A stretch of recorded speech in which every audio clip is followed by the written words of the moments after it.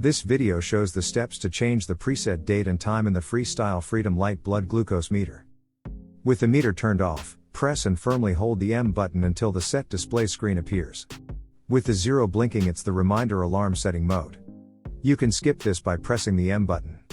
Next is sound setting mode, which can also be skipped by pressing the M button. The next mode is for time. With the hour blinking, press the C button until the correct hour appears.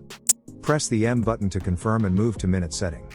With the min blinking, press the C button until the correct minute appears, then press the M button to move to setting the time format.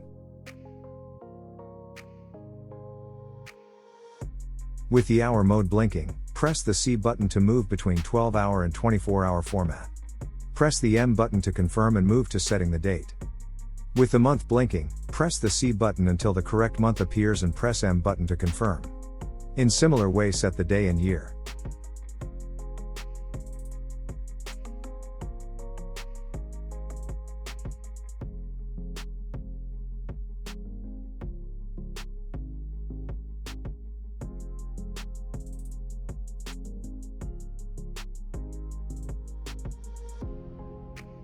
Once all the design settings are made, to exit, press and hold the M button.